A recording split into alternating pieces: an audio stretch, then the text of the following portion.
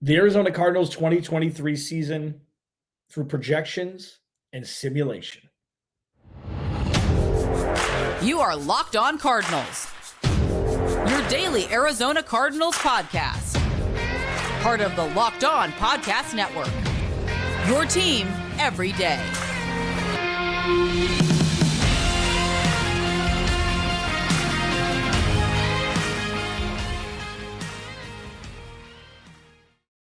Locked On Cardinals, Alex Clancy here. Follow me on Twitter, Clancy's Corner. Follow the podcast at Locked On AZ Cards. Thank you for making Locked On Cardinals your first listen each and every day. We are free and available wherever you get your podcast and on YouTube, part of the Locked On Podcast Network, your team every day. Voluntary OTAs still in full swing. Budda Baker and DeAndre Hopkins still don't know if they're going to be Cardinals next year. And there just continues to be these articles put out that I love. We're starting to get towards list season. We're not in full force. This isn't June. It's not July. It's nothing like that. But you're starting to see little sprinkles of articles, and it's fantastic. You're going to see during the summer, I'm just going to scour the internet from any reputable source and see a list and talk about it. It's going to be fascinating. It's going to be great. And probably a spoiler alert, not going to be many great ones about the Cardinals, but it's going to add texture and it's going to really kind of position us as we're experiencing what's happening with the Cardinals in the full-on transformation, what the national media thinks. Just expect the Cardinals to be between 30th and 32nd in most categories and most lists, unless it's who's going to get the first overall pick in the 2024 draft. I'm assuming the Cardinals will be towards the top of that. Now, with that, ESPN ran some sort of simulation, projection, something like that I'm going to discuss. Okay. ESPN's FPI. I'm going to discuss that in just a sec. Pro Football Focus simulated the 2023 NFL season. Where'd the Cardinals stack up? It's probably in line with the first segment. And then I kind of want to talk about, just Budda Baker and DeAndre Hopkins. It's a daily conversation that needs to be discussed, and I'll rip that in the third segment. Again, thanks for hanging out. Please go YouTube, like, subscribe. I want to hit 3,000 subscribers before the start of the 2023 season. We're well on our way. And yeah, thanks for hanging out every day. If this is your first listen, thank you. If you've been with me since 2017, thank you as well. Here we go. The Cardinals are projected to have the number 1 and number 2 pick in the 2024 NFL draft.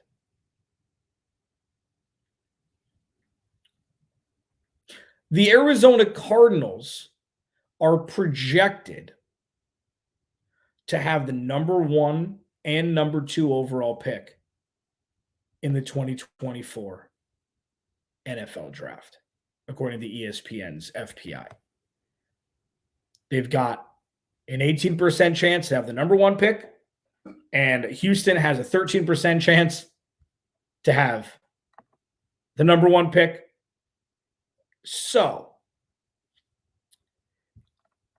this is just a reminder that while right now is kind of clunky, murky, full of unknown and uncertainty, what lies in the future is excitement and opportunity. And with what's been going on with this organization over the last handful of years, let's just, we can segment that part off without going down a rabbit hole. I've mentioned a lot on this podcast that what the Cardinals haven't had has been opportunity, has been possibility, because the restrictor plate was on this organization. And yes, Michael Bidwell is still the owner. He is what he is. What can be controlled from him down, though, Monti Ossenfort down, is what's truly going to make the change in this organization. Now, the Cardinals had the 3 overall pick, wheeled and dealed, got their potential left tackle for the future in Paris Johnson Jr., got a number 1 from Houston because they wanted Will Anderson real bad after drafting CJ Stroud. And what the Cardinals have right now is potentially the best and most potent leverage any team has ever had in the history of football, let alone potentially sports, if they were to truly have the number 1 and number 2 overall picks next season. Not just because they'd have the top 2 choices, but because of how deep and top heavy that draft is. It can be both. Top heavy usually is correlative towards the quarterback position in this day and age over the last, decade or whatever. But not only is there one quarterback prospect that can be transcendent, there are potentially 2 in Caleb Williams and Drake May. So yes, while 2023 may be bleak, while 2023 may not be the most fun to experience, the consolation prize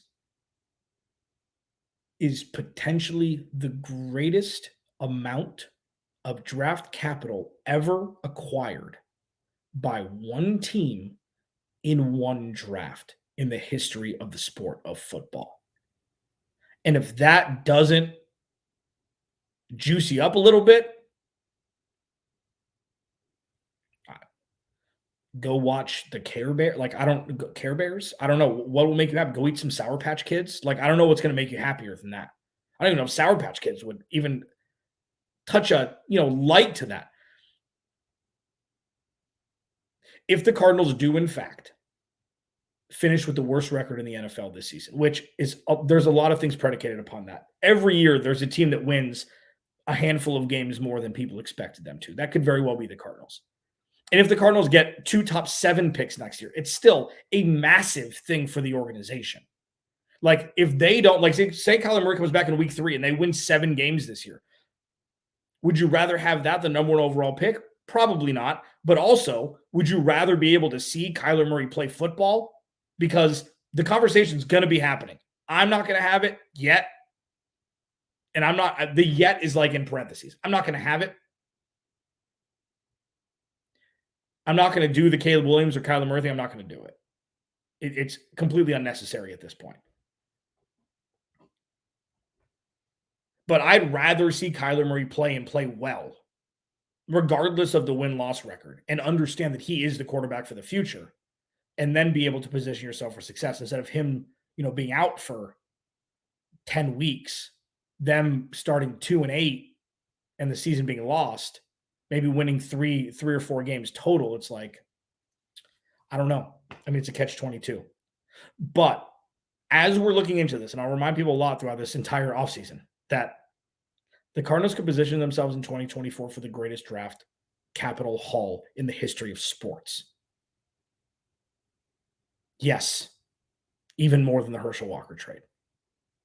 Alex Clancy, Locked On Cardinals. So, Pro Football Focus did a simulation. I kind of Tarantino'd this podcast. I gave you the ending. And then I'm going to tell you how the sausage is made, as it were. Locked On Cardinals. That's next. FanDuel. So here's the thing.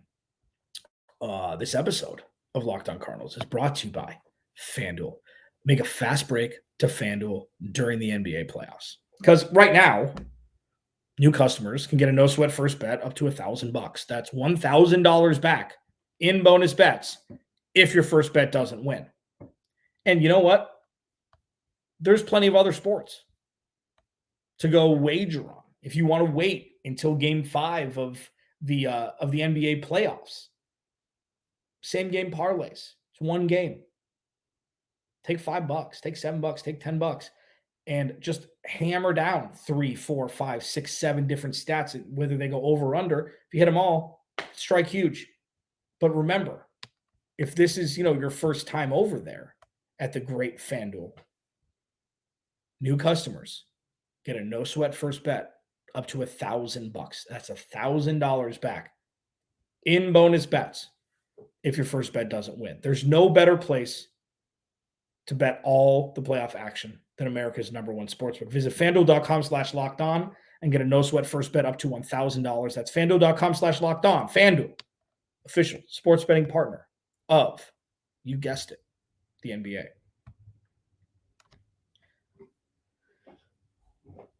If the projections are right, and obviously, draft order isn't determined on paper, but if that were to be true, where the Cardinals have 2 bites of the apple, the number 1 overall pick and number 2 overall pick, as it were, with the likes of Caleb Williams, Drake May, Marvin Harrison Jr., you could see a situation where the Cardinals could get 3 first-round picks for the number 1 pick, 3 first-round picks for the number 2 overall pick, still be able to draft Marvin Harrison, still get a left tackle or edge rusher for the future, and be set up for the next 3 seasons with an extra first-round pick. Or they could package those picks and trade for a star. Like, what it does is, what Monti Ossenfort did this offseason was give the Arizona Cardinals the opportunity for greatness. The opportunity. Whereas the past regime didn't. It was, how do I save my job this year? It's a very different outlook. Very clear eyes. Full hearts can't lose. Friday Night Lights. I probably should watch it again. I love that show. So Pro Football Focus did their part with the Arizona Cardinals 2023 season. And this is ugly. Okay. So this is actually pretty cool. So they simulated every game, and starts out with the Cardinals going 0-7. Losing at Washington, at home against the Giants, at home against Dallas, on the road against the 49ers, at home against Cincinnati, on the road against the Rams, and on the road against Seattle. Their first win is at home against the Ravens in Week 8, and then they go lose to Cleveland on the road, lose to the Falcons at home, lose to the Texans on the road, lose to the Raiders at home, or the Rams at home, lose to the Steelers on the road. Then they have their bye, then lose to the 49ers at home, beat the Bears on the road in Week 16, lose to the Eagles on the road, and then beat Seattle at home in Week 18 for a 3-win season. Now, there were some one-score losses throughout this. And, it's just something that, and I do want to give credit to Donnie Druin for putting this out on Fan Nation, just writing it out, because I saw it, but I needed a clear picture. And thank you, Donnie, for putting that out. I wanted to give you credit. That's what it could look like, especially if Kyler Murray misses time early. Now, if Clayton Tune comes out and he's going to be an all-world quarterback, we can have a very different conversation. But that's a very clear indicator of what next year could be. And I wanted to take this segment to remind people, because I'm going to be talking about a lot of themes this offseason. The possibilities and opportunities that are now available for the Arizona Cardinals organization now that Steve Keim is gone, now that Cliff Kingsbury is gone. Even though Michael Bidwell is here, it's Monti Ossenfort down. That's what can be controlled, and that's what can be, the cauldron that all these opportunities and possibilities are bred from. Okay, that's one. Number two, going into the 2023 season, you cannot look at the win-loss record. Unless Kyler Murray plays Week 1, DeAndre Hopkins comes back, Budda Baker comes back, and their defense isn't going to be great, but they have a good offense. Paris Johnson Jr. is going to play. Will Hernandez was fine last year. Kelvin Beachum was fine. DJ Humphries is fine. James Conner's good. They've got pieces. Like, if Kyler Murray comes back Week 1, this is a completely different conversation. But expecting him not to, you cannot look at the win-loss record in 2023. Look at the Detroit Lions as the model for the Arizona Cardinals for the next handful of years. The Lions went from probably the most dreadful organization in the history of football, even worse than the Cardinals, to the most fun team to watch in football, in my opinion, or one of them. And they play Week 1. They're the first national game in 2023. After being a joke, trading Matthew Stafford, getting Jared Goff, them having a nice little fun run at the end of the year to last year, which was electric football. They couldn't play defense worth a lick, but electric offensive football. And there's vibrancy in that town, in the Motor City again. And that's what the Cardinals need. That's what the Cardinals need. Because listen, I know that this is a Suns town, and it's been a Suns town forever. Once the Cardinals get good with consistency, and you start to see more Cardinals fans going to games instead of the road team, you start to see less people pointing out as this being the destination game that they go to from a cold weather place during the season, and the Cardinals season ticket, buyers skyrockets, and not just the prices while the product goes down. This will be a Cardinals city. Football reigns supreme. So when you look at what's happened in Detroit, it's just a fascinating blueprint for what the Cardinals should be really road mapping this out for. Draft well, sign good players, build a new culture that's fun for the players and not one where they get charged for water bottles. Locked On Cardinals, your team every day. DeAndre Hopkins, Budda Baker. Let's do a pulse beat next. Alex Clancy, Locked On Cardinals. Follow me on Twitter at Clancy's Corner. Follow the podcast at Locked On AZ Cards. Please go like and subscribe to the YouTube channel. Please turn the notifications on. Hit the like button. Leave a comment. Let's open the communication. At Clancy's Corner again on Twitter. My DMs are open. Let's have a conversation. I like to converse with people. You don't have to follow me. I don't care. Follow me if you want. I don't care. It's more of a, interactive thing. So we can chat about the Cardinals, and here's some segments you want to talk about. Like during the summer, I'll always have things to talk about, but I would love, give me some topics that you want to hear about. I'd be happy to take 8, 9, 10 minutes and talk about it on a podcast. DeAndre Hopkins, Jody Ayler from Fox Sports 910 talked about this, I believe yesterday on the show. And it's an interesting topic. Like DeAndre Hopkins, at this point, pick a side. Say I want out if you want out. Playing the coy stuff while at this, he said multiple times, he wants to have a top tier quarterback throwing in the ball with Kyler Murray being out. He said something to the effect of, I love Colt McCoy, but he's not an elite quarterback anymore. Whatever it was, just say he wants out. Say I want to be traded, or say I'll stay if you pay me. Making his thoughts known is a lot more productive than the Budda Baker situation. There's a lot more nuance to that, as I mentioned earlier this week. There's more nuance to it because he wants that second contract. He'll stay with the Cardinals. He likes being here, by all accounts. But with DeAndre Hopkins, June 1st, a week away? They're going to have to make a decision at some point. And, if the writing's on the wall now, maybe they can decide accordingly. I mean, DeAndre Hopkins is a massive cap hit for teams that want to sign him. I mean, I know the Bills and the Chiefs, the Ravens, they don't have much cap space. So there's going to be some, dipsy doodling that's going to need to be done. And the Cardinals, at this point, do you try and trade for him and get a 5th round pick? It's crazy to think that you're just going to let DeAndre Hopkins walk, but it seems like that's the case. If he doesn't want to come back, just be direct about it. He said, who said I wanted to leave? And then he's naming quarterbacks that he would want to go play for. Naming quarterbacks he want to go play for, he was asked by Brandon Marshall on the I Am Athlete podcast. He was asked by, I can't remember who was interviewing him about it, where he'd give the emoji for the quarterback that he want to play for, things like that. He didn't make this information. He didn't make a list on an Instagram story or something and then post it, be cryptic about it. He didn't do any of that. I just think that at this point, DeAndre Hopkins needs to say, get me out of here or pay me to stay. And if he says, pay me to stay, I'm keeping DeAndre Hopkins. I know this is a rebuild. I know that you can move the salary cap over to next season, which will give Cardinals more bandwidth the next year to sign players. But DeAndre Hopkins is one of the best wide receivers in the league. If you can keep him, you keep him. It's my thought, at least. And extend Budda Baker tomorrow. Thanks, Monty. Locked On Cardinals. I'll talk to you tomorrow.